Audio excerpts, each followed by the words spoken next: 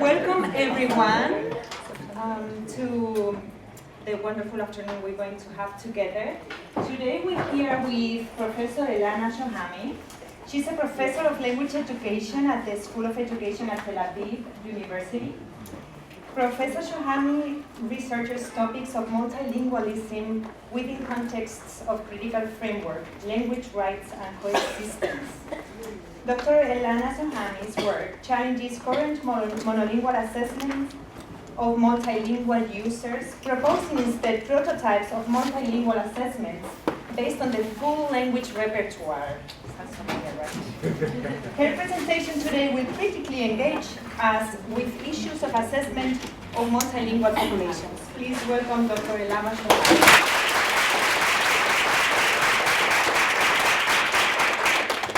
Thank you very much. It's nice to be here. I think every time I come here, I have a different persona. I talk about different things. So I see some of the colleagues from Spanish, and I talked here in the fall about linguistic landscape. For those of you who don't know, you should know what linguistic is. Languages of the sign, which is another thing I do, and this is my hot topic now. The testing I've been doing for many years, and I also do work in language policy, which is another area, and I'm trying to connect all the three areas, in fact, in many different ways. So they're not detached from one another.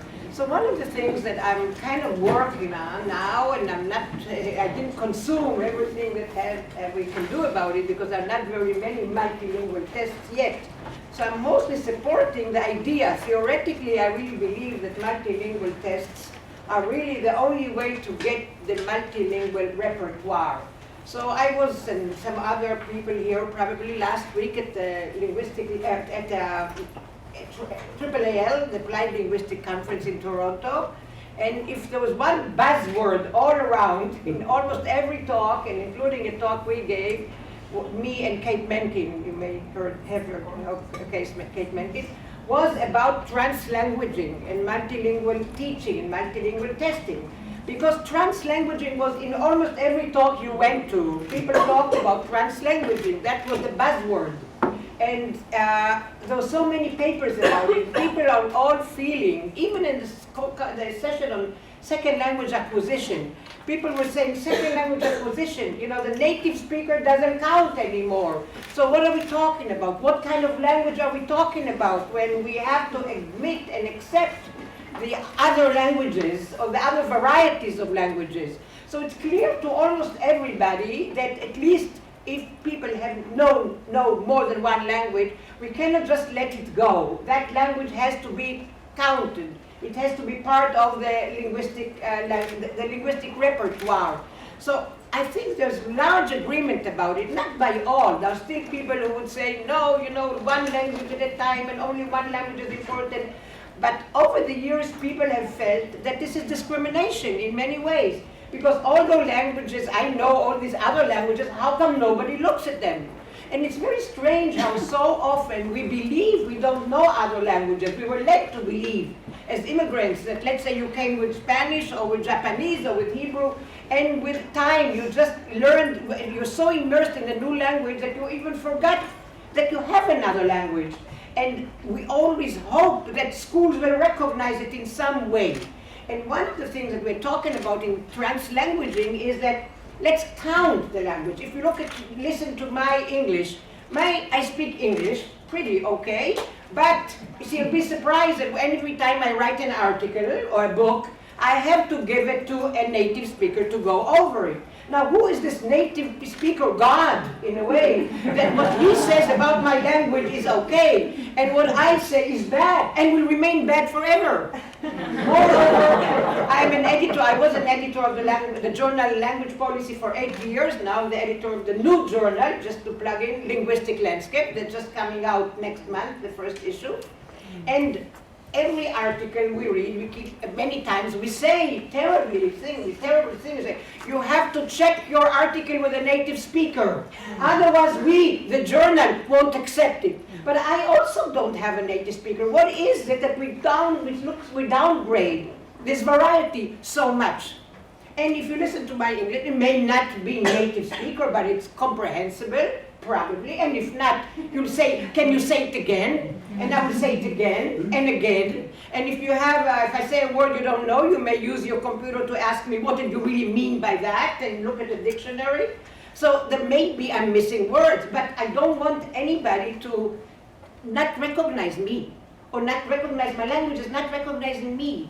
And the question we always hear, which is so annoying to many of us who speak another language, and wherever, it doesn't have to be in America only, is the worst question that people are being asked, which is, where are you from? And the where are you from always is indicative, you are not part of us. And sometimes I even try to hide this foreignness. I don't do it anymore, but I used to. Or I see people who are, even my granddaughter who lives in New York, and she speaks Hebrew as well as English, and I will speak Hebrew to her sometimes in the street. She said, don't speak Hebrew to me in the street. I don't want my friends to know that you are my grandmother not speaking my language. So of course I don't let it stay like this. I have to convince her that it's okay, and all the things that's important, and to make sure that she's not embarrassed about her own language or about her grandmother just because of her language. So the question we are asking here is, what are the ways that we can give more credit or approval or acceptance? Now, there are many, many fields that are working on that. First of all, I think for maybe at least 10 years, many people do not accept the idea of the native speaker anymore. People say, yeah, we wish you were. Maybe teachers in school sometimes still think so. And maybe parents of immigrants will say, oh, please try to speak like everybody else, and let's practice it and listen a lot to TV and so on. But basically, we are doubting it. Why are we doubting it? Because we know that even if I try so hard to speak English like American, like a native American, whatever this is, right? There are so many varieties, we know that. I will never succeed. Because language accent, for example, never disappears after a certain age. So why are they trying to create me, to form me, to change me, to be like something that I'm not, and something that I can never be? Like some black cannot be white, and white cannot be black. So with accent, I think it's the same thing, or pronoun, or even reading. I can read lots of English, and still there are areas that I'm not proficient in.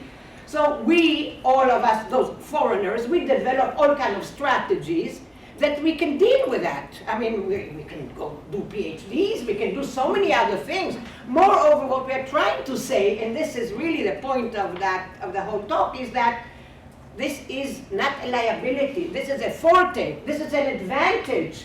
I have two languages. So if I hear something else, I can know. So I'm sure you know all this stuff, but I just trying to put it in very kind of plain discourse on what really is going on. I'm not the other. I'm one of you, or you may not be one of me, because you are so deficient. You have only one language. And it's kind of interesting for me, because in my own family, they spoke Yiddish for many years. And my grandmother, and my grandparents.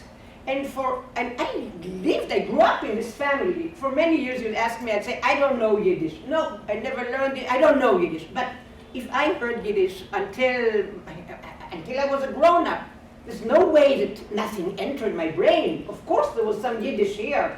So only a few years ago, I went to a conference about the loss of Yiddish, because for some of you who don't know, Yiddish was a language that Jews spoke in Eastern Europe, mostly. When they came to Israel, people in Israel said, no, Yiddish is not good for us. You have to speak this new language called Hebrew. So Yiddish, a Jewish language, was not good for the Jews. Kind of strange, no? So they said, so everybody, my parents, everybody had to learn Hebrew. Of course, my grandmother could not do it. She was 45 when she moved to Israel. How can she learn a new language that wasn't even in use? We're not talking about language like learning English in America. Hebrew was not even a spoken language. How can you learn this not spoken language from scratch when you're, 45 or something? So she never learned it. My grandfather did learn it, and I did show some pictures in this conference 2 weeks ago in Georgetown about the victims, the losers, the victims of language, which I call them. These people who were always outcasted. My father lived in New York, had English, came to Israel, no job. He could never find a job because he didn't know Hebrew. So, I mean, we were the victims of not knowing the language. So I think for me, so I went to this conference a few years ago, and the whole conference, 3 days were in Yiddish. And I could understand everything. Not everything, maybe 80%. Now, wow, Yiddish from then on, from 2 years ago, is part of my linguistic repertoire. So I think, wow, I discovered when I was, I don't want to tell you how old, that Yiddish is actually part of my repertoire, and I should not be ashamed of that. Because there are many times that, that you need Yiddish. And I know that language, but I never thought I knew because nobody gave me the permission to own that language. So I think we're doing very bad mistake by demanding, even in language classes, that people should be high level or native speakers, because not that it's a bad thing, but I think some people should ask, what do I rather have? 5 languages and know them so-so, or level 1, level 3 on the CFR or whatever, or know one language really well. In this global world, I think it's a very simple answer. And I think about my grandchild, my grandchildren, I wanted to know many languages, not so well each one, because knowing Hebrew is important language, but only 6 million people in the world speak the language. So it's kind of doesn't have much of a market. So you go out of this little Israel, and where are you? So you have, so I think, so that's, I'm not saying what is better, but I think in general, in a multilingual world, we better know multilingual languages, a number of languages. But think of testing. So testing actually hasn't really dealt with that, because testing said always one language, one nation. And I have this tool called tests, and I will force you into the new language, and I will demand that you will know it very, very high. And so far, the point I want to say is that we accepted the idea of languages, that people need a number of languages, not all of us, but most of us, and we accepted the idea, especially the work of Ophelia Garcia, about translanguaging and leeway. So this is kind of becoming more accepted. And I will say, like, as I said again, last week in the conference at AAA, it was a very dominant topic. People don't know exactly what translanguaging is. So we try still to figure out what it is. And in the SLA, Second Language Acquisition session in AAA, people say that they were all confused. Because for SLA people, the native speaker was always the right model. What do you do now? So I think my conclusion from the AAA conference in Toronto was that the applied linguistic field, this field that many of us deal with, is in a point of crisis. We don't know what to do with that. And I was just in Emory, I mentioned to you 2 days ago, and there was a meeting to talk about something else, about linguistic landscape, and some of them came back from applied linguistics, the AAA, and they were talking about translanguaging. The language teachers of French, of German and other subjects didn't know what it meant, translanguaging. And they said, what do you do with that? How do you really, what does it mean for us? We've been teachers of French. For years we knew what French is. And now you're telling us what we are teaching is overdoing it. You're demanding something which is not realistic. What should I do with that? So my feeling is that we really are in a point of crisis, and even language testing is in a point of crisis. But theoretically, I am so sure that without assessing, learning how to assess multilingualism or translanguaging or the full repertoire, we will not be able to proceed. So you see some efforts in various, ETS now is working on a number of tests which are translanguage in Spanish, English. A number of other people, and I'll give you some examples in a minute, people are working on that, but I cannot say that we know where we are really at this point in time. So what I try to do is to convince you even further, to try to convince you that this is what we are talking about. So what I want to say is, basically what I do is something called like critical testing. I don't know if you know what critical testing is, so I thought because it's mentioned in the title, so I'll just say what critical testing, and I started working on this like 15 years ago. And critical testing basically says, let's ask questions about tests. And I know that David Berliner was here last night, so some of you have heard him. David Berliner for years now has been doubting all the tests. He's been doubting the No Child Left Behind. He's been doubting now the test for teachers. And I met him a number of times, and he is one of the few, I think, that say, wait a minute, we don't have to accept those tests. So we're talking about the No Child Left Behind, we're talking about the, how do you call the one that they're using now here? What? Race to the top. Yeah, what is it? The Common Core, sorry, I forgot. The Common Core, which is, and I've talked about it many times, and really very, because Common Core doesn't take into account your home language. Never, it's only in this one language. So basically what we do, we raise questions about tests. We challenge the power of tests. And the book I wrote in 2001 is called The Power of Tests. We challenge the tests. And people in my profession, in language testing, hated me, may still hate me for that.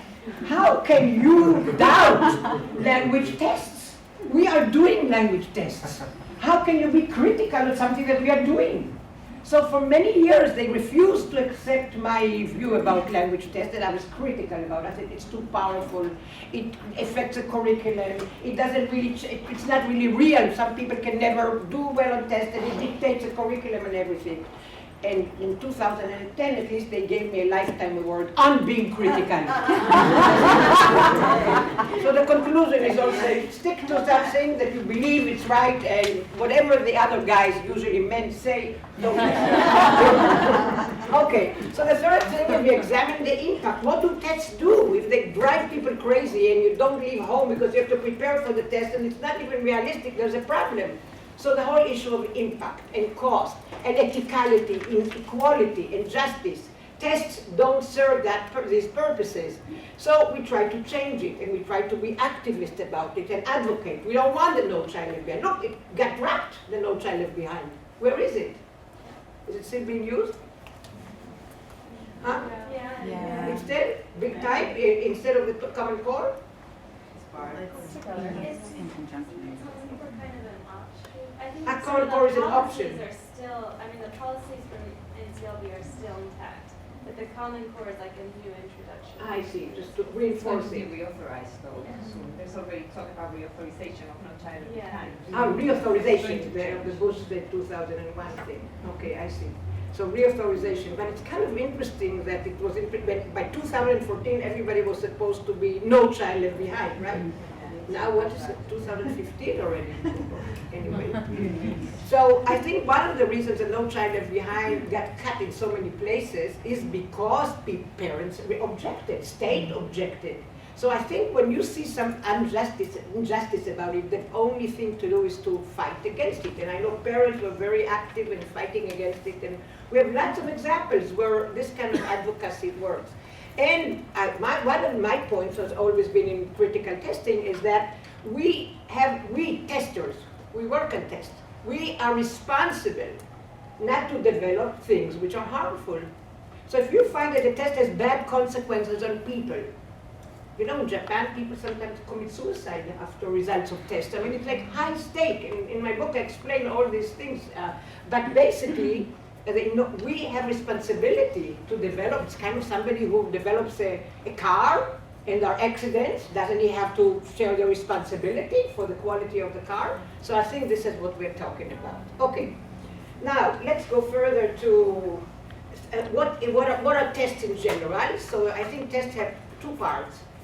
Well, four parts, but the two most important. The what? What are we testing? So for years and years and years, we were testing, like, let's say, French, where the goal was the native speaker, French, in whatever, or English, or something like that. Or, okay, the how is, what are the techniques to develop? Like multiple choice would be one technique. Open-ended, computerized tests, these are techniques. So basically, we say two major parts, the what and the how. Then, in the past 2 years, since the papers by a person named Messick, if you heard his name in ETS, we started looking at the impact of tests. Do they have good, positive, or negative impact? And now we talk more about the stakeholders. We also, if we see some injustice, parents, teachers, scholars, language, we have to react. So here, for example, the what, and I want to mention bilingual. We say, yeah, language, people are bilingual. Are we testing that? No, so we have problems with the what. The what is also called the construct. People in language testers testing, no, the construct is what are we testing? Now, non-native is the construct now. If non-native is the ideal, it's okay, then it's all right. It should be part of the construct. Now, I don't know if you know what ELF is. I gave a paper last week at AAA, and we used the word ELF, so Kate might say, no, they don't know what ELF is. Do you know what ELF is? Some of you. ELF is English lingua franca. It's not surprisingly that many people in America don't know it, but in the world, English is everybody's language now, right? Around the world. Even if countries that don't like the USA, still English will be, a very important language. But ELF is English lingua franca. There's no more expectation for language to be like the native speaker. So English lingua franca, you should know English of a foreign English, in a way, call it. Okay? And this is where you see, I was in Japan, it's all about ELF. I was in Athens, and they all are busy about how to test ELF. So if none, like if I think about Israel, nobody speaks a native language. I mean, nobody. Unless you spent a few years in America, this is why you hear our Prime Minister Netanyahu speaks English like this, because he was a high school in America, so then this is why. But other people won't. Right away you know the person from somewhere else. So we are all talking ELF. But the tests are not ELF. The tests are still the native speaker. So they are worried, ELF. It's a very, very big group around the world. People are pushing ELF. They have a journal ELF. And I don't know if you heard of Barbara Seidelhoff and Jennifer Jenkins, of course. So these people work a lot on ELF, and they have conferences, and they have journals and everything. And they're worried, and they say, we speak ELF, and we are proud of it. So I think, so like Barbara Seidelhoff, people would say, okay, she comes from Vienna, her ELF is like English in German, okay? So I speak my ELF, and it's okay. I want you to recognize it. So ELF is a huge movement around the world, and I'm sure you know what I mean, because we and many others speak ELF, and it's okay. We don't feel bad about it. And all right. So the stakeholders, so then how? I mentioned the impact, critical language, let's ask questions, and the stakeholder, those who make decisions to use given tests. Like we're talking about a lot about principals, teachers, parents, school boards, and so on, because they decide what tests should be used in a school. Or the president of the USA who says, yes, the Common Core, or the head of the state, or whatever. Okay, so basically the idea comes theoretically from what we call expanding language. So language has a totally different meaning nowadays, I would say in the past decade or two. So we talk about language as there's no standard language, or with even two people who speak native, one from the south, I was in Atlanta, I told you, somebody from here, they speak very differently, right? So major advances in language testing have been mostly in the how. Language testers, of which I am a part of this group, we talk a lot about statistics, about analysis of test data, about scoring, rating, the rating scales, the actual, the CFR, but people don't talk very much about the what. Little advance of the what. What are we really testing? So the kind of thing we talked about just till now, about the number of the different Englishes, what is English? So people don't talk about it. I was in the language testing research colloquium just before AAA. I remember one paper about the non-native variety of English. English is still viewed as this ideal thing. Okay, so language is viewed, in fact, language is viewed as dynamic, energetic. We look at language as a much more active thing now. Changes, one day you use this word, one day you use it, one day you use it and then you insert all kind of words in other languages. If you listen to the language at my daughter's house with her daughters, last I was thinking about it because we had a visitor and I wonder what the visitor thought. But for 5 hours and he was there, it was David, and it was Hebrew, English all mixed. And it was a natural language at home. You never dare to do it in school, not only because other people may not understand you, but it's not legitimate. If you put a word in Chinese, people say, well, you have no social skills. You don't think about the native speaker that he doesn't understand what you want to say. Okay, so fluid boundaries, we're talking about code switching, lots of code switching, as in my daughter's place. Clearly non-native varieties, translanguaging, negotiations, we talk and we negotiate and we bring in words. Even to somebody I said to yesterday, to this friend that was over, and I said, I want to explain something. And we had to bring words from Hebrew. We said, these words don't exist in English. Even if you try, I want to tell you, in Hebrew, there is a better word for that. I'll tell you what word. I'm sure he went home knowing at least 10 new words yesterday. And it's like, English didn't work, you know, because we thought there's Passover tomorrow night, and my daughter was preparing, things. So we were talking a little bit about the holiday, and the little granddaughters were coming with some stories about it from previous years. We had to bring words in Hebrew. It didn't work in English. So this is like translanguaging, even with somebody who doesn't know a word in Hebrew. Okay, so a number of languages can live, and the person besides Ophelia Garcia, I mentioned Lee Wei. The two of them wrote a book, which is very big hit now. You may have seen it. It's a booklet, more or less, about translanguaging. It's called translanguaging. I think you can even download it from the internet. It's called Translanguaging, Ophelia Garcia and Lee Wei. So we're talking about, I don't want to go into multimodal, but multimodal is something that a number of us work, and I'm sure some of you know about multimodality. I can tell you that it wasn't mentioned even once in the language testing conference. But we know a lot in multimodality, especially those who work in literacy, because we talk about pictures, we talked about sounds, we talk about noise, we talk about graphs, we talk about so many things today. And our work, with the two people sitting in the back, our work in linguistic landscape to a large extent touches not just language, but pictures and colors and shapes and many other things. Not everything happens through words. Okay? So language has really expanded. Music, clothes, food, smellscapes. Have you heard of smellscapes? There's a new book by Alistair Pennycook, if you heard the name, that just came out about metrolinguistics. The language of cities. And what he talks a lot is about how you go to certain areas, especially markets, and there are smellscapes. You can identify the place through the smell. You know what I'm talking about? Yes. You come to your hometown. You get off the bus, and it's familiar in some level. And smell is not a good word, because smelly means bad. But basically, you come to this building, there is this unique smell. Maybe it's the carpets, maybe it's the New York air, something. So there is something, and it's not necessarily bad. It's really some characteristic feature of the place. So people are talking about smellscapes. Okay?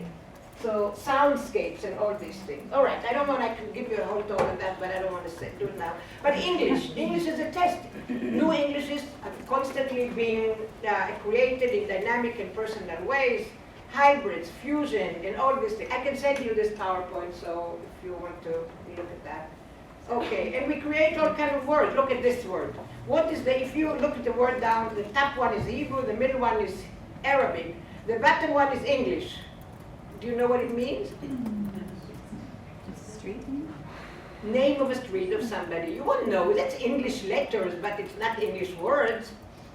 Yitzhak Lamporti, whatever. I don't even know who it is, but it's like something, a word. This is English too. Okay, transliteration. Or something like that. Try to read this. It's not the translation even. It's the Rehov Lochamei Harova Betashach. So it says, now you won't know what it means. It means something like the street of the fighters of the squatter in 1948. Like a long message for 4 words, right? And what you see here, I'm just throwing it in, what you see here, since the middle one was in Arabic, people who saw it didn't like Arabic, so they crossed it. And basically what they said over the Arabic, they said, no Arabs, no suicide attacks. So you see, whatever language you have, whether it's English, but especially Arabic, it doesn't leave you apathetic. Okay?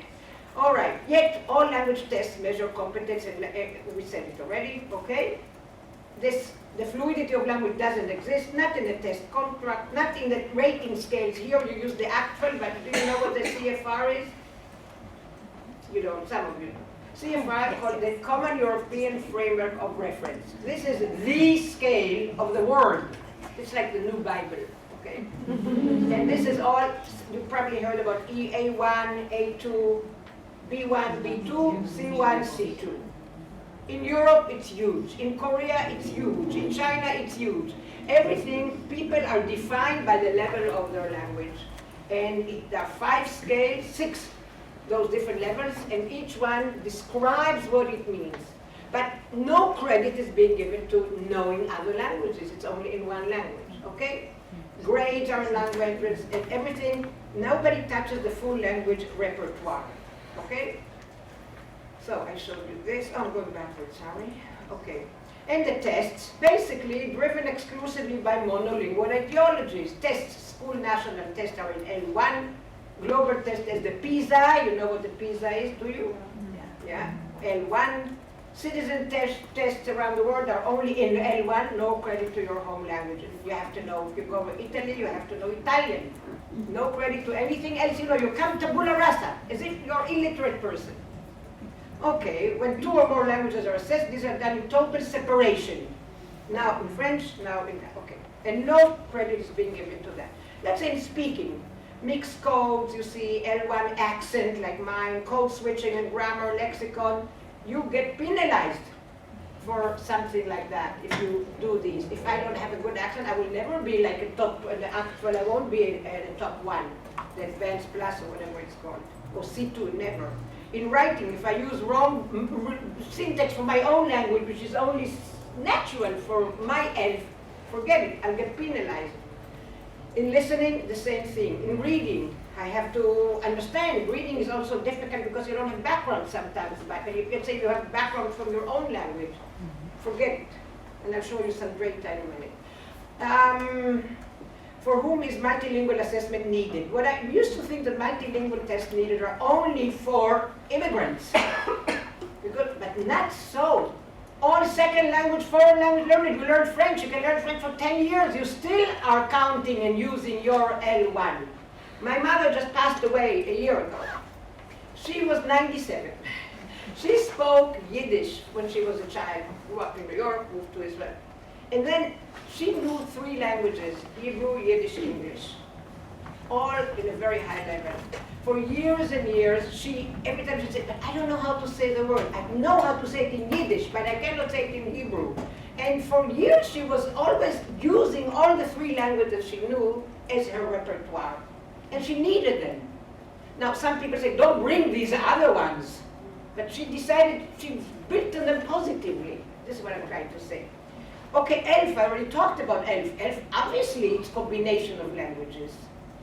Test accommodations, I'm sure you know about it because it's big in America, you know, the accommodations for immigrants. So there is people understand that you cannot just jump into a country and know the language right away. If you go tomorrow to Sweden, you won't be able to function. It will take you how many years, do you think? To be like, kind of get high grades in academic text. How many years does it take you? 7, you say 7 years. 7, yeah, you're not far. If you move to a new country tomorrow and you want to function academically, it doesn't matter, you move in age 6, age 9, age 12, how many years will it take you to perform well academically? Well, I think it also depends on where you're moving. Like I lived in the UAE for 3 years, and I know so little Arabic because it's so different than English. Okay. It was so hard. Versus like going to Spain, where I learned Spanish pretty quickly. Yeah, okay, right. It depends. Some languages are more difficult than others, especially according to the distance with your home language. Right. And Arabic has a far distance. Right, but how long would you estimate? If you went to school in first grade, when do you think you would be able to function reading text and so on? 7 to 10 years. This is really what we found, and I'll show you some data in a minute. About if you're with high literacy skills, it will take you 7 to 10 years. If you come with low literacy skills, never. You'll never get it in the first generation. So what happens to people who jump into a new country? What do they do all those years when they're still in the process of learning the language? They don't get anything, they go behind. They fall behind. So accommodations is trying to help them, right? Let's give you some words in English, we'll teach you, give you bilingual education or whatever, okay? But accommodations say after a few years, forget it, no more accommodations. That's it. You get the stick, and then one day, throw the stick away. You don't need it anymore. And one of the things that we're saying is the stick is needed forever. You may not like it, but you know, I'm not at fault that I was born in the wrong country, you know, that my parents immigrated or whatever. You know, it happens. It's not like somebody's not at fault when they get sick or something. What do you do? So with language, they told us, just study hard, and you'll get there. You'll get there, but you won't ever be like somebody born to the language. But think about it, you know more than one language. So there are give and takes, how do you call it? Okay, you see, I don't know how to say this in English. Okay, but until they get rid of the liability, it's still viewed as a liability, as the goal is to get rid of home languages, right? So that's to taste of accommodations. Okay, and this is the picture that I want you to remember. Basically, that's now I go places. Oh, she's the one with the picture, with the one eye, with the one eye. So the one eye is really basically you come with one eye, and the other. Let's say this is English and this is my language, French. Let's say. So you come, you know French a lot, and people are teaching in school to start getting blind in this language and develop this language, right? Another language. So basically you become monolingual in another language. And this language, you're still, may be more appropriate because people live here in English. But if you were to move somewhere else, forget about that, language was never cultivated. So I think what we're trying to say is like we have to, in language testing, develop the two eyes to keep. You have this eye already. Why? Yeah, right, why get rid of it? Okay. So here, this is the one. I think it's a good metaphor. So the L1 is being viewed as liability. We already said that, intrusion, and so on. Okay, but the reality is we keep using it forever because we hear it at home, we hear it from the grandparents, it's around us, we hear it in the community because oftentimes immigrants live in different communities. Okay. All right. But what we see, the most important thing, which I'll show you in a minute, here, is this one. Okay, this is an important one. I'll come back to the other one. So this is very convincing, and I always carry this slide with me. Basically, it says that these are students came from Russia to Israel, and they had to pass after a year or so, like the No Child Left Behind. After 12 years, you have to 12 months, you have to do the No Child Left Behind, right? And the Common Core also. So we gave them the test of math in Hebrew and in Russian. This is the blue. The top one. The pink one, a group of students who got the test in Hebrew only. So in other words, each question was written in two languages, Hebrew and Russian. So certain words, let's say you didn't know what the word mosquito is in Hebrew, at least you saw mosquito in Russian and you knew that word. And the other group, like every other immigrant, and no child left behind, you get it right away in the new language. Of course you don't do that. So here what happens. And it always, having the test in two languages, always helps you. In other words, this is proof, and it's not the only proof, that two languages, you rely on your two languages, especially the first few years. I still have words I don't know, like I just told you before, cost, benefit, or whatever was the word I read. But the fact, if I had it in Hebrew, I would know it, I can understand that the math text, the mathematic text, I'm not talking even about language per se, but most language that we use today is not just for conversation, it's for academic purposes, which is the most important asset for us, because this is how we succeed in society or whatever. So, and I think this is relatively very easy to do, and in fact in our government, the Ministry of Education, for a while they decided to do it. So we have lots of students from Russia, lots of students from Ethiopia, lots of students from, so for each one you can use it by computer, just do a translation of the test and give them the two forms in two languages. We haven't tried it with 3 languages and it's a relatively very limited kind of research, but I think we're going to do more. And every time you have the test in math in 2 languages, you get better. It makes sense. Okay? If you had words in Chinese now, in a test in whatever they give, it will be useful for you, right? Okay. So, now I want to come back to the question I asked you before, and that is, what time should I get to questions? So now it's 6 o'clock, 5 to 6. 6:10. 6:10. 6:10. Okay, thanks. Okay, so basically what I want to show you here is, this is the question I asked you before that you answered, that you said 7 to 10 years, and this is the data we've achieved, and not only us, because basically what we see here is, look, these are the Israeli students born to Hebrew. This is a group of, the blue one are groups of Ethiopian students. These are groups of Russian students. Now what do we see? In its test in math, in what grade? Grade 9. In other words, those students have been in Israel 2 years. You see 2 years, 4 years. Let's follow the Russians, the red one. 4 years are doing better. These are the Israelis. They're getting closer to the Israelis. Even higher after 5 to 6 years. If they're higher after 7 to 8 years, it's not months, it's years. And finally, 9 to 10 years, they even surpass the local Israeli students because they come from Russia, and in Russia they put a lot of emphasis on math. Let's look at the Ethiopians who come with low SES skills. Not very good writing, not very good reading, poverty, and so on. Immigrants. And you see here, they go high, they get higher, they get, oh sorry, the blue. They get higher, they never, even this is, I'll tell you why this is even lower here, but basically they don't do better ever in first generation. And it stays like this, they will always be behind. Kind of you see the situation in the US with the Chinese immigrants oftentimes, they do better than people from other places, okay?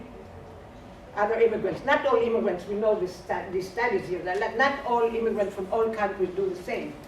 And here's the comparisons to the natives. Is this a fair comparison? I'm saying this is I did this study, it's a national study in Israel. I think it's a terrible study in that respect. Why did I even compare? This is what the government wanted. But it was clear that the immigrants will not know as well as the natives. I was shocked that it took them so long. Okay? That so many years it takes you when you do immigration to do well. But the good thing is that when I showed you the other one, the other score, that you saw that the 2 languages do help. Okay, so this is another one in math as well. You see the Ethiopians, the blue, it's even worse than the Hebrew. And here the Russians with the red after 9 to 10 years are managing to do math. I'm sorry, the one before was Hebrew. My mistake, sorry. So that was Hebrew, and here the math, and they did well after 11 to 12 years, because math is a very difficult language for immigrants. Because there's no repetition of words. You know, when you read history, we always thought that the history text would be more difficult for immigrants. In fact, not at all. Because history, you don't get it from here, you get it from the table, you get it from another source, you can open the internet, whatever. But with something like this, like math, sometimes one word, you don't know the word water, or faucet. In one of those questions, how long does it take to fill a pool? So you have those questions here. You don't know the word pool, forget it, you flunked the test, or water, or whatever. Okay, let me continue. All right, this I showed you this. I want to show you more small studies. You see, for example, here, years in Israel, even in English speakers. Now you see the scores in the reading comprehension test. It's a small n, but still. 10 to 15 years in Israel, still. Hebrew, the language of the test was Hebrew, 59.1. You give them Hebrew and English, 84.42. They're almost like the native Israelis. So 2 languages are better for what? For immigrants. And it repeats itself a lot. More, okay.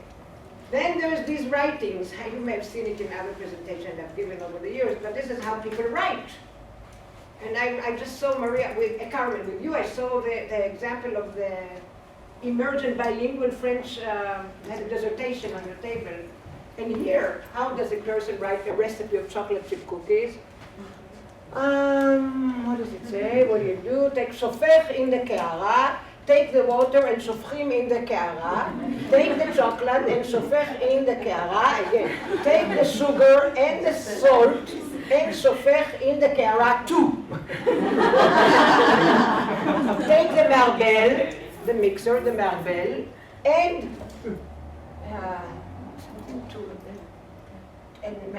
take the מערבל and תערבל, I think תערבל, yeah, mix. And take the isa, take, the isa, I don't know how to say it, what happens, what comes out of this dough. The dough, take the isa and שופך in the,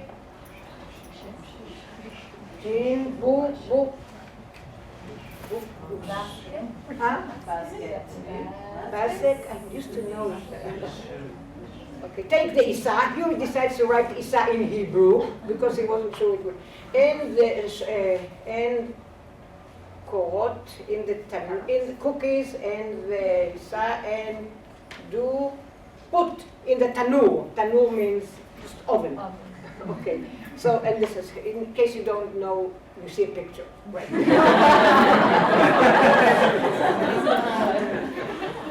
Okay, and here, tavnit, is a pan, whatever, he gives the impression, he understands that, but he's able to write it.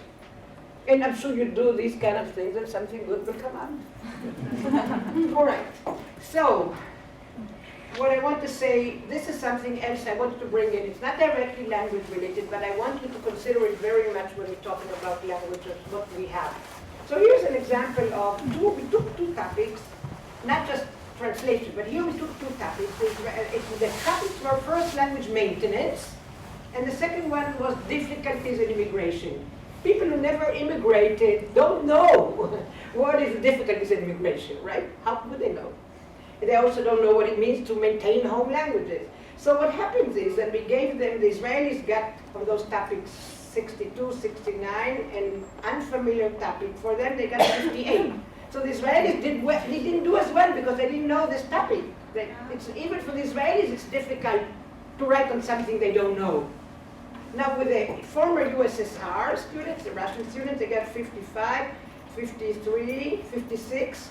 And they got higher scores that they did with the unfamiliar topic. Look, the unfamiliar topic, they got 37. When it's the familiar topic, 56, 55.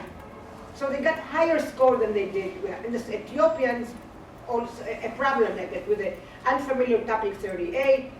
But even difficulties in migration, they did better because it was familiar to them. Another thing is like instead of words, we put verbal and visual. Words they didn't understand, but if we put like a verbal, look, 53, and the former Soviet Union, 47. When they put visual, just a picture, they were able to understand it more. Because the word they didn't know, but picture, universal. And the symbol, mathematic symbols, they knew much better, so that helped them as well.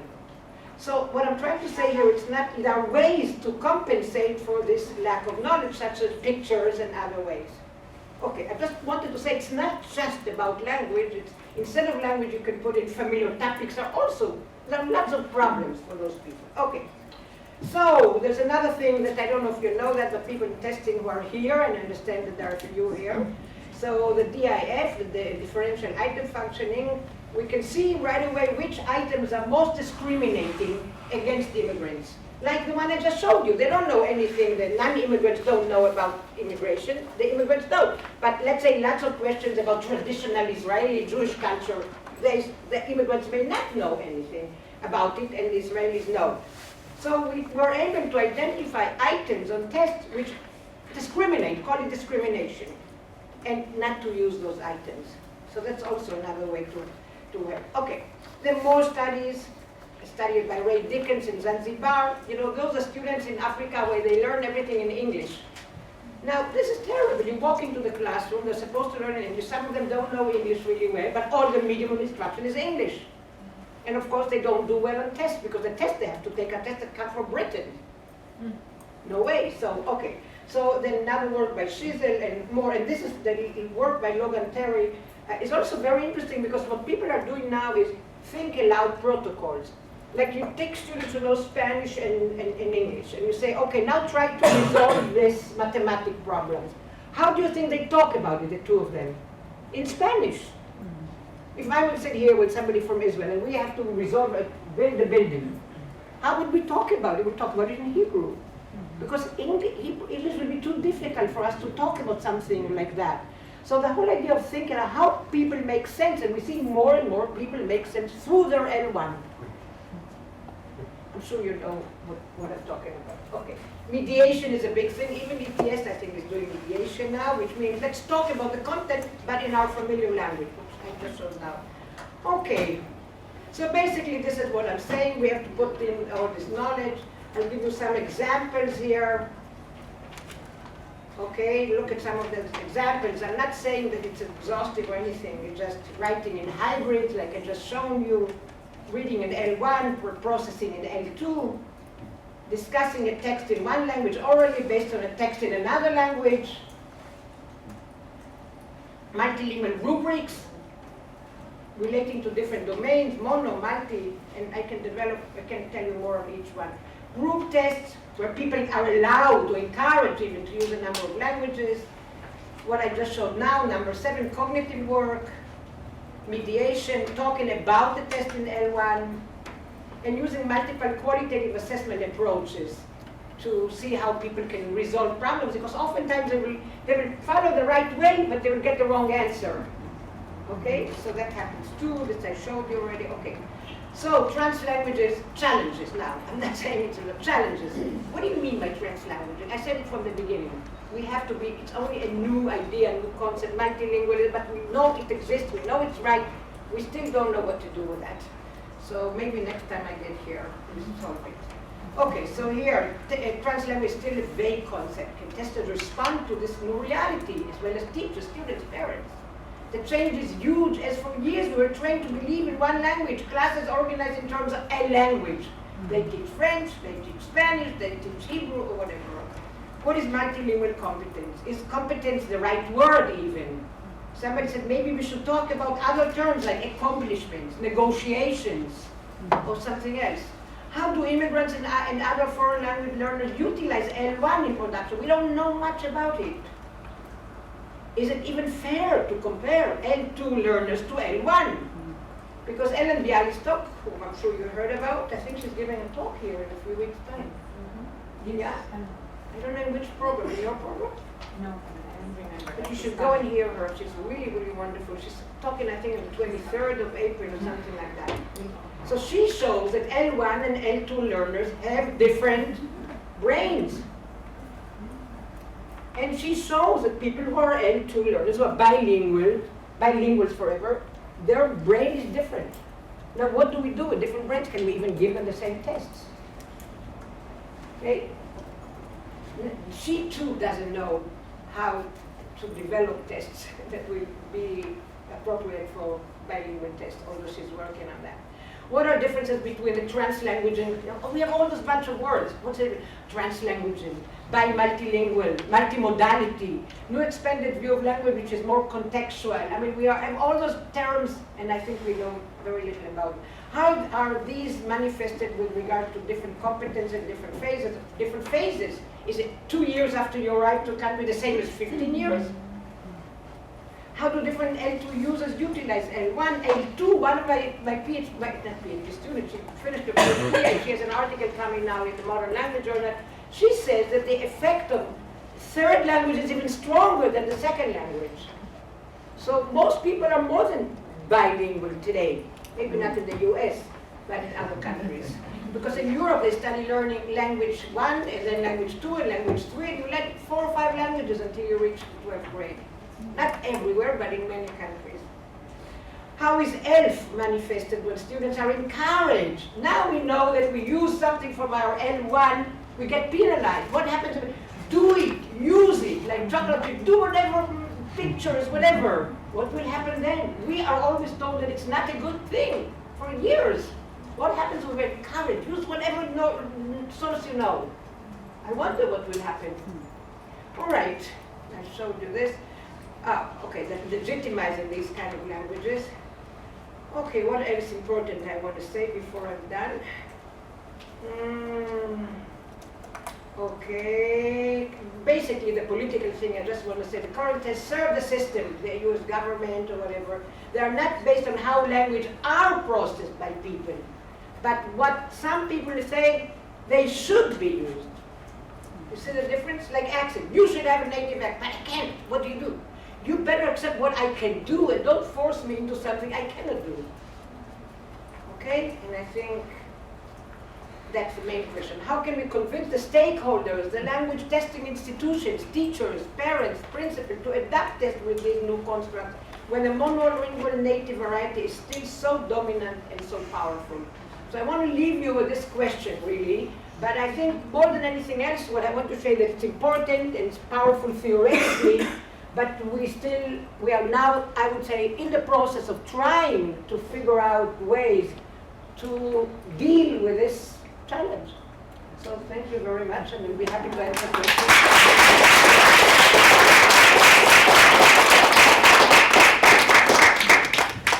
Okay. Where people are allowed to encourage even to use a number of languages.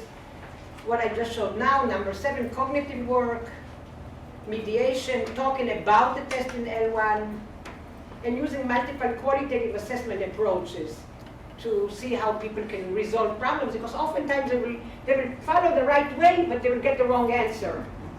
Okay, so that happens too, this I showed you already. Okay, so trans-languages, challenges now. I'm not saying it's about challenges. What do you mean by trans-languaging? I said it from the beginning. We have to be, it's only a new idea, a new concept, multilingual, but we know it exists, we know it's right. We still don't know what to do with that. So maybe next time I get here, we'll solve it.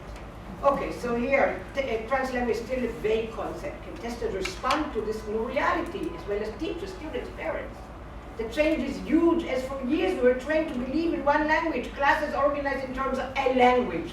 They teach French, they teach Spanish, they teach Hebrew, or whatever. What is multilingual competence? Is competence the right word even? Somebody said maybe we should talk about other terms like accomplishments, negotiations, or something else. How do immigrants and other foreign language learners utilize L1 in production? We don't know much about it. Is it even fair to compare L2 learners to L1? Because Ellen Bialystok, whom I'm sure you heard about, I think she's giving a talk here in a few weeks' time. Yeah? I don't know in which program, in your program? No, I don't remember. But you should go and hear her. She's really, really wonderful. She's talking, I think, on the 23rd of April or something like that. So she shows that L1 and L2 learners have different brains. And she shows that people who are L2 learners, who are bilinguals forever, their brain is different. Now, what do we do with different brains? Can we even give them the same tests? Okay? She too doesn't know how to develop tests that will be appropriate for bilingual tests, although she's working on that. What are differences between the trans-languaging? We have all this bunch of words. What's it? Trans-languaging, bi-multilingual, multimodality, new expanded view of language, which is more contextual. I mean, we have all those terms, and I think we know very little about them. How are these manifested with regard to different competences, different phases? Different phases. Is it 2 years after you arrive to country the same as 15 years? How do different L2 users utilize L1, L2? One of my PhD students, she finished her PhD, and she has an article coming now in the Modern Language Journal. She says that the effect of third language is even stronger than the second language. So most people are more than bilingual today. Maybe not in the US, but in other countries. Because in Europe, they study learning language 1, and then language 2, and language 3, and you learn 4 or 5 languages until you reach 12th grade. Not everywhere, but in many countries. How is ELF manifested when students are encouraged? Now we know that we use something from our L1, we get penalized. What happens if we do it, use it, like chocolate, do whatever, pictures, whatever. What will happen then? We are always told that it's not a good thing for years. What happens when we're encouraged? Use whatever source you know. I wonder what will happen. All right, I showed you this. Okay, that legitimizing these kind of languages. Okay, what else important I want to say before I'm done? Okay, basically the political thing I just want to say, the current tests serve the system, the US government or whatever. They are not based on how language are processed by people, but what some people say they should be used. You see the difference? Like accent. You should have a native accent, but I can't. What do? You better accept what I can do and don't force me into something I cannot do.